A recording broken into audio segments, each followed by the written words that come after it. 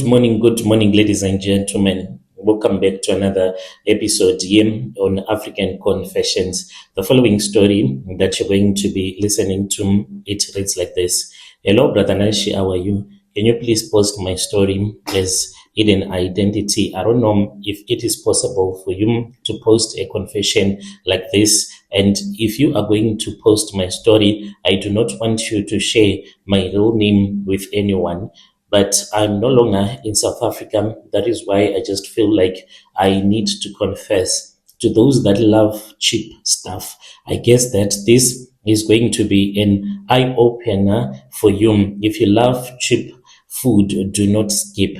Have you ever been to a bakery? When you look around, then you see that the bread that they are baking, it is cheap, but it seems as if they do not have good hygiene in that shop. Have you ever been to a restaurant where you see that the standards they are not that much high? It's like they are just even keeping bad food in the back. If you have ever had that feeling, I beg you to never buy from such places, because some of the people that end up having stomach problems like your ulcers, cancer, strange sickness, it comes from the food that you eat when you go and you buy from these cheap restaurants and cheap bakeries and your cheap supermarkets that sell fake food.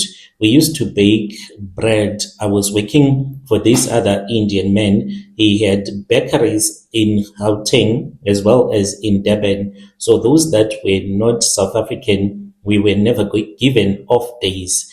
We were always working. When they were other South Africans that were supposed to be given some off days, he would transport us to Durban, we would work. And the other thing is that, picture this, you are a woman, maybe you are on your period, and you are staying in that same bakery where we would mix the flour. That is where at night we would take our mattresses. He used to buy these small mattresses for every person. We would sleep in the same room, men and women. It did not matter. There was no privacy at all. So you are on your period, you bath, you just look for a place where you put a curtain so that people cannot see you, other men. Then you are bathing right next to an oven that is slowly baking the bread that is supposed to be sold the next day. And after bathing, you just open a window and you throw away the water. That is how unhygienic the place where we used to work was. So why did I stay quiet all those years when I was in South Africa? Because I was an undocumented person and I was afraid of deportation. But even though I was undocumented, those that were South Africans, because of the salary that they were earning, they did not even speak up. When someone is benefiting, they will never say a single word. But if you love cheap stuff, I beg you to always look when you enter into a restaurant, is the place clean? If they do not even bother to mop the floor to keep the place tidy, just imagine the things that they do in the background. Because the front store, if they can't have good hygiene in the front store, what about the back, where most of the customers will never be able to enter all their life, so they can even do more bad stuff in the back?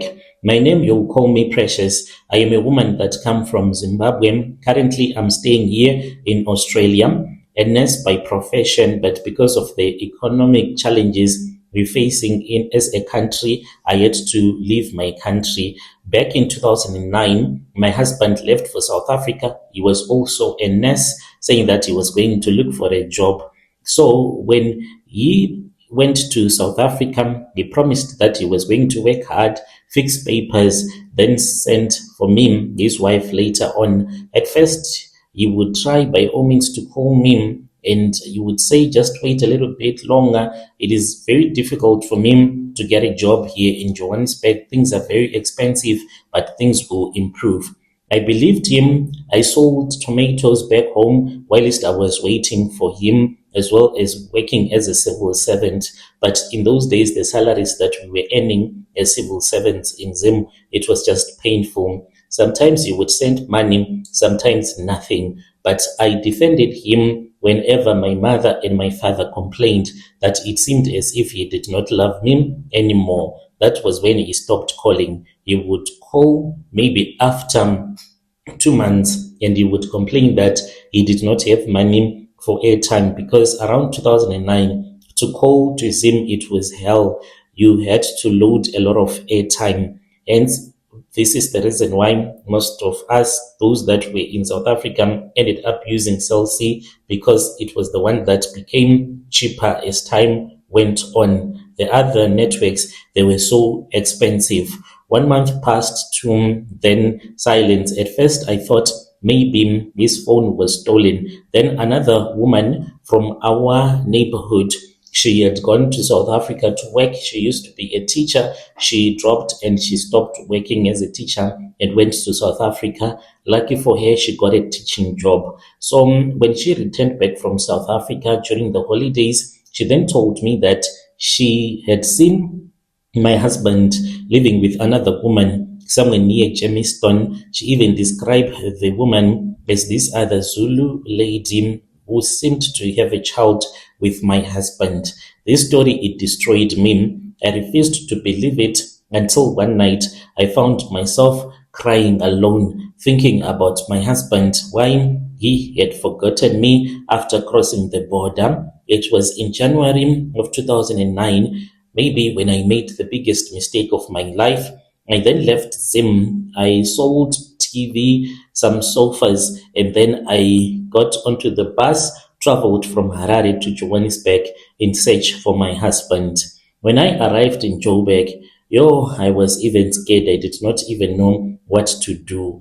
And it was not only me, but a lot of other Zimbabweans that had also came. They were looking for a job, and we were undocumented. We arrived in Joburg, and then I was assisted by this other woman who just saw me standing. She said that if you keep on standing there, it's either they're going to arrest you or they are going to steal from you. Do not speak with anyone in Joburg.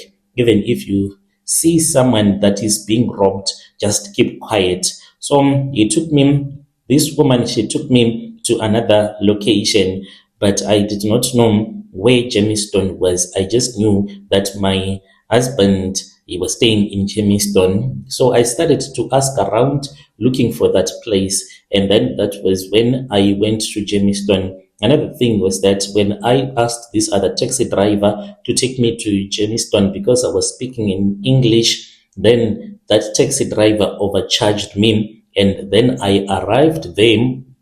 When I arrived in Jamestown, I went to the place where my husband was staying. He was at work, was greeted by that Zulu woman who had a small baby and told me that she was the wife to the man that I was asking about. When my husband arrived back from work, he pretended as if he had divorced me a very long time ago before he had left Zim. It was very painful. He was even speaking with me in a harsh way. That night, that was when I learned what Joburg it was all about. I met this other Nigerian man who had seen the commotion that had been happening. He told me that he had other Zimbabwean women that he knew that were staying in Hillbrow. I did not know what Hillbrow was all about. So I agreed, but after I had agreed, he then gave me an ultimatum. I was supposed to sleep with him throughout the night. Then the next day, he was going to take me to Hillbrow. So when you are from outside of South Africa, you think that Johannesburg, everywhere where you go to, it is just nice. I had never seen or heard about Hillbrow. When he went with me the next morning to Hillbrow, he introduced me to these other women, the Zimbabweans that were staying in an overcrowded room in Hillbrow. Your brother, life there was terrible. We would even stay 15 people sharing the same room. Some will be sleeping in the kitchen, others on the floor, everybody just hustling. Some women were already doing prostitution because to get a job, it was very difficult. And those were the women that did not want to bother look for a job. I was also tempted to get into prostitution, but it was not my stuff. I was about to give up and to return back to Zim with nothing. I wanted to return back so that I can continue working for the government as a nurse. It was far much better than to open my legs for each and every man that I was going to see. One evening, another Zimbabwean woman, whom I will call Marjorie, told me about this other Indian bakery that was looking for workers. No passport needed, she said, but the work, it is very hard.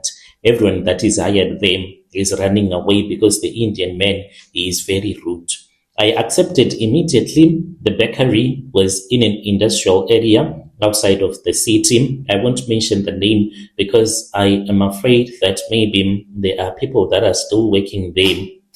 So when I went there, then they hired me and they were selling bread, that bread that most of the poor South Africans are buying, the unsliced one, it, the one that we would sell for 5 rand. I felt lucky. I did not know the hidden secrets of that bakery. I thought that God had finally opened a door for me because in the previous days, I had been fasting and begging God to open his doors for me, but I was wrong, very wrong. The first weeks, they were really normal. We would do our job, which was your long hours of cleaning, being called names by the Indians that we were working with, carrying flour bags, packing loaves into crates. So the majority of the people that were working the hard job, they were Zimbabweans, Yoruba, Sotho, Mozambicans, and Malawians. Then the delivery drivers, they were South African as well as our supervisors.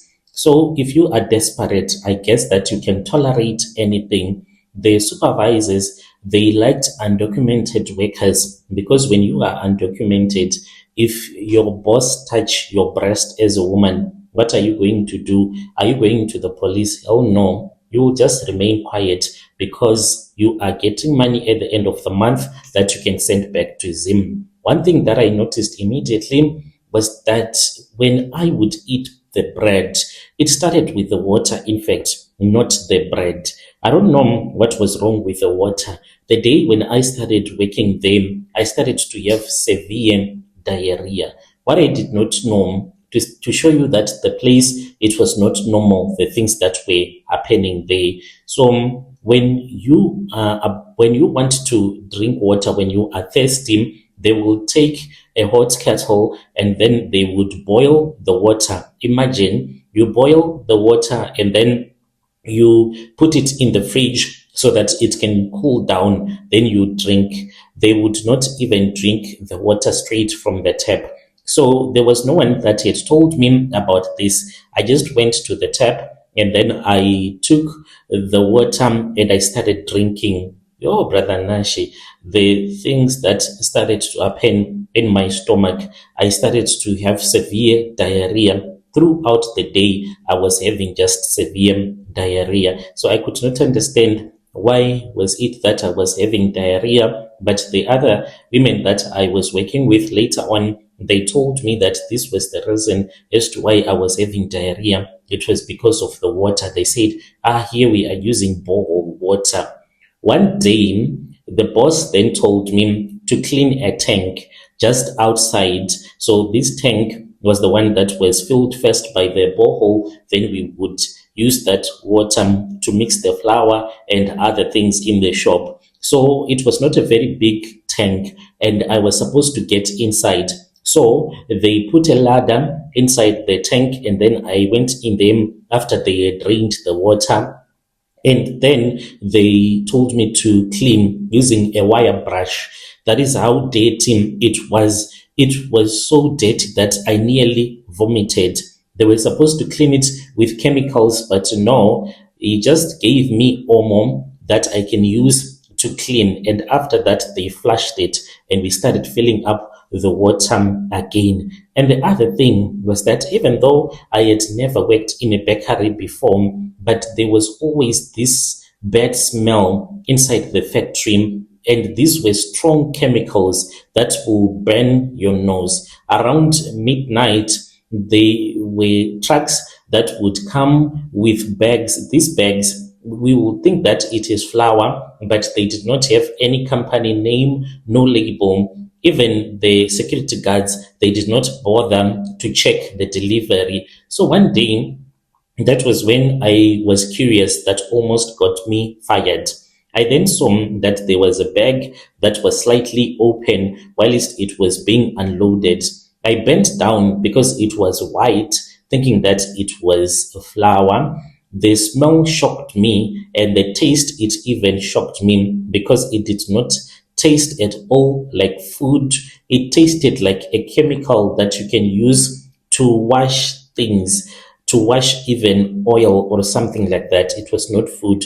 Then there was another Zimbabwean woman who told me that what I was doing, it was dangerous. The Indian could even beat me up. Do not ask any questions. I started to notice a lot of things that did not make sense. Like, as a nurse, I know about bacteria, how bacteria thrives in a place where it is not hygiene. I had even informed the Indian men that I was a fully trained nurse, and there were things that I did not like about the place. And I was even writing a report, even though he had not asked me, detailing the things that we could basically do, like washing of hands. This is just basic stuff so as to avoid the bacteria and people getting sick. But when I told the Indian men that this was something that I had discovered that I did not like about our working condition, and he laughed at me and he said,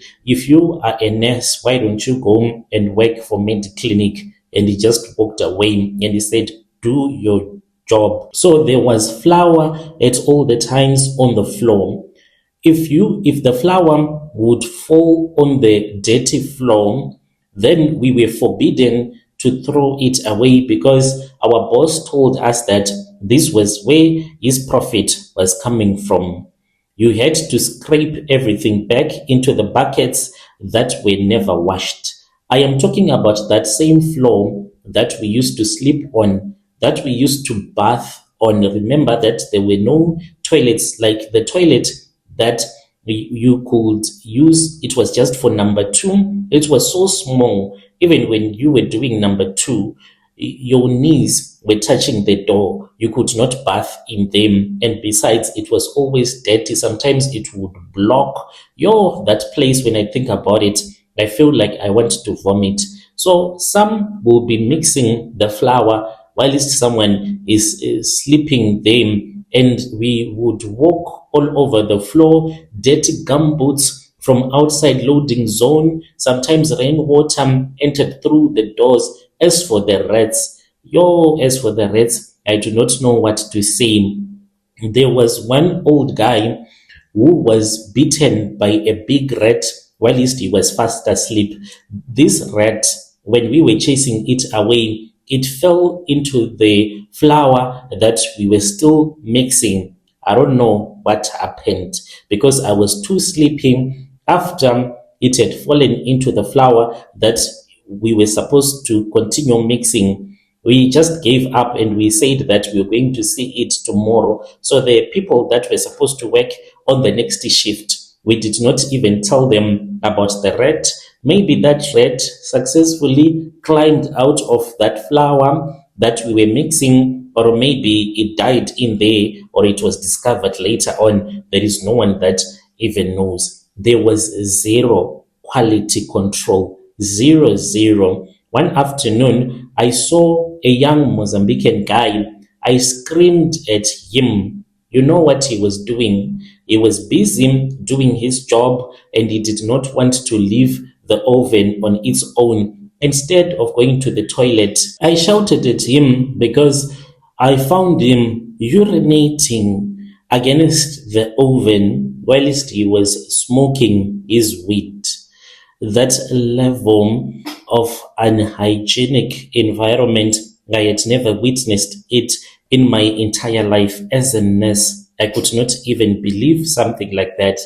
We even had this other Malawian guy that we begged. the boss to fire because he could just do poop everywhere, even outside. If he would see that there is someone in the toilet, instead of waiting, then he will just do it on a piece of newspaper and wait or sometimes forget. And I'm talking about a place where there were flies. There are those green flies. In Zim, we call them green bombers. They used to go outside to the toilet, and the toilet was not properly closed, and they come back inside the bakery. And I'm talking about finished and baked bread. You would see the flies, whilst some people are busy packaging. Poverty is dangerous, my people, because this is the bread that someone else was going to buy the next day to feed his or her own children. So mixing the flour, it was just worse. If you were working at that bakery, they used to give us free bread. The first time when you are working there, you eat the bread, you enjoy the hot crust of the bread.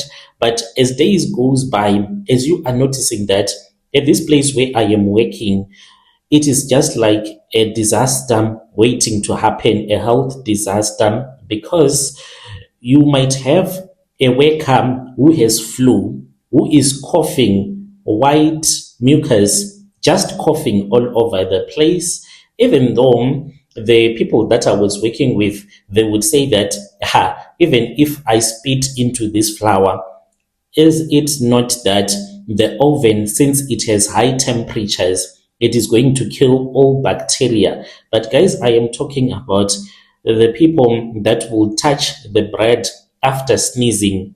No hand gloves, nothing. And I saw a lot of secrets about this bakery, even the water. When there was no water, I witnessed two Zim guys that went with the boss to collect the water at a river. I do not know how clean the water was, but when they returned back, they told us that we were not supposed to drink that water before boiling it. Inside the bakeries, we even joked about cockroaches. Do you know that the cockroaches in that bakery, they were too much? It's like they were flies. At night, when you are fast asleep, you would feel these movements close to your ears. When you wake up, 3, 4 cockroaches are on your pillow. They are just moving everywhere. But still, even if the bread that stayed before being sold, when he would see that the bread is not sold, he would go and he would sell the expired bread to the spaza shops, and he would sell the bread for a cheaper price. He even would go and collect bread from other spaza shops. If you were his customer, they would come and buy the bread back from you if it was not sold for a couple of days. I am talking about bread that was already going green, wet bread. So at the beginning, I thought that you would throw it away. But what they did was that this is what they used to do. They would separate the least damaged loaves of bread, and then they would cut out the place where it was moldy and green using knives, whilst the remaining bread was soaked back into the flour and mix and mix. At first, we would make a very soft paste and hardening it and putting it back into the oven. I never wanted to eat that bread alone. After I had seen that I had done the things that I wanted to do back home in Zim, that was when I returned back to Zim. All along, when I was working at that bakery, I never stopped looking for a job in Europe. I was looking for a job in Europe until I got a certificate of sponsorship, and then I came to Europe. But still, my heart, it aches whenever I think about the things that I witnessed in South Africa as I was working for that company. I will never ever forget, no matter what, no matter how hard I try to forget, I will never forget. So I want those to those that love to buy cheap stuff, I want them to understand that when you are buying cheap stuff, you just need to know that just expect anything, because a place that sells cheap stuff, they are selling the cheap stuff for a reason. This is my confession. When you post, you would give me the link so that I can listen and also read the confessions of the people that are going to respond to my confession. To those that are going to say bad stuff about me, it is fine. As I told you, that we were not only Zimbabweans that were working there, we were even working with South Africans, but these South Africans, they were our superiors. We were the ones that were doing this job and sleeping in the bakery. There was no South African that was staying in the bakery. Only us as foreigners, we were the ones that were staying in the bakery. So please, if you judge me, it is fine. You can judge me. There is no problem. It is your choice. But I had just came here to tell you the truth about the things that I witnessed. And someone who loves to buy that type of bread, you just need to do your own investigation about the bakery where you are buying this bread from. If you suspect that the bread that you have bought, that bread is not okay, please just throw it away without even thinking twice. Just throw that bread away, because once you suspect that it is not okay, I guarantee you that the bread is not okay. It has been messed up with, it has been staying in the bakery, and then it is put back into the oven once it is mixed back with the flour once again. So this is my confession. When you post, you will tell me. I'll be following through in the comment section. Your dear listeners, right, there was a message that was sent to us by one of our dear sister. Let us speak with him in the comment section. Strange things indeed, they do happen in this world. Can you imagine?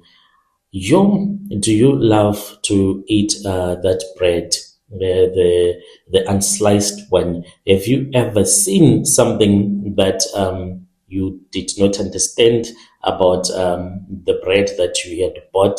Have you ever bought expired unsliced bread before? Have you ever went in a bakery? You can come to our inbox and then you can share with us your own side of the story. Let us meet again in the following episode.